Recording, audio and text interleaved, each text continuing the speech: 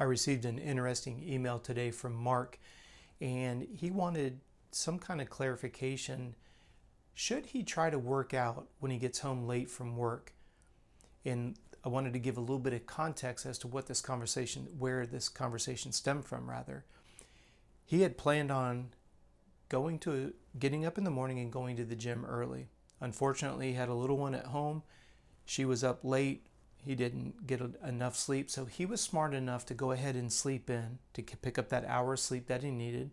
And then he had adjusted his schedule so that he was going to be able to work out after work. He took all of his workout clothes with him. Unfortunately, right before he got ready to leave, he got hung up at the office. Somebody had come into his office with an impromptu situation. His question was, when he comes home, should he still try to squeeze it in? And the answer is unequivocally no. At this point, you've made two efforts, both in the morning and the evening, neither of which are your fault.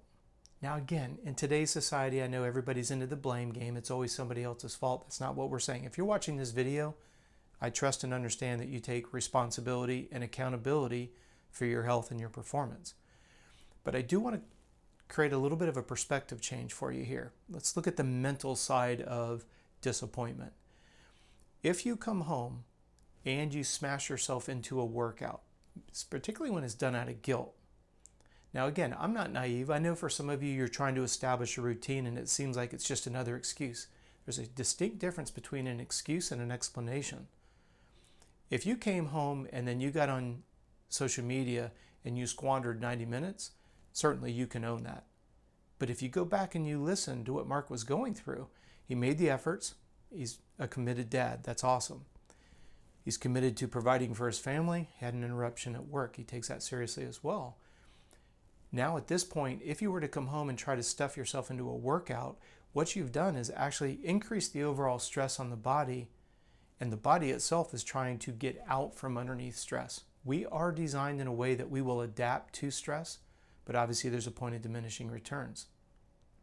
So if I can get you to change that little bit of a perspective, our overall goal is for you to be 1% better every day. That's a 7% improvement per week.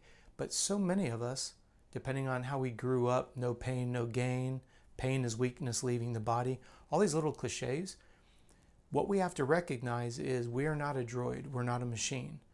We can't take a worn out part and just bolt on something new. So when we're looking at the idea of what's the best use of the time, you have to reverse engineer your day. Did you get your family taken care of? Did you take care of your business responsibilities to provide? You start stacking up the things that are important to you. Now that the day's over, what's the best thing that Mark could have done? Come home, spend time with his family, which is very important to him, take an Epsom Salt bath so he absorbs that magnesium, nail some high quality nutrition, and go to bed. Because now look at this whole flow pattern. The magnesium from the Epsom Salt bath is going to create a high level of relaxation. He's satisfying hunger, so he's going to sleep better. Goes to bed, gets himself 8-9 hours of sleep. His body releases the recovery hormones, HGH, human growth hormone, testosterone. All of the body's necessary systems and functions get rejuvenated. He wakes up tomorrow fitter than he was yesterday because he didn't exercise. Now don't get me wrong, exercise is going to improve your overall health and ultimately performance. But you have to take into consideration, okay, would that workout have been productive? Absolutely not.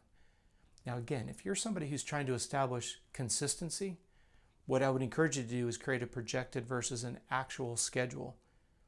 You put your schedule together for tomorrow. You're going to try to work out either in the morning, in the evening, or lunch, whatever the situation may be. And at the end of the day, outline how each hour was spent. And do you see a consistent theme of something that keeps getting in the way? Either you have to take that item and remove it, or you have to move your workout. And it just takes a little bit of time, 2-3 weeks, and you can figure out where's the ebb and flow. I have individuals who will reach out to me and they say, Rob, I've got 27 minutes 2 times a week. The rest of it, I've got 15. We literally will put together a program based on the availability of time. Do I encourage them that we want to bump that to 30, 40, 50 minutes? Certainly. Just like I'm not going to ask somebody to just go cold turkey on the way that they, possibly eat. Am I here to tell you that fried foods are good for you? No. But think about how powerful the brain is while we're on the subject of mental. Don't think about a pink cow with black spots. Don't think about a pink cow with black spots. So as soon as your brain hears the word don't, it goes the exact opposite. You can't help but think about the cow with black spots. If you're somebody who has bad eating habits, you eat fried foods 2-3 times a week, let's cut that down by 1 day. Incremental improvement, 1%. If you're somebody that doesn't like the flavor of water, let's find ways that maybe we squeeze a fresh lemon in there to give it a little bit of flavor. That'll work on the pH and the alkalinity in the blood.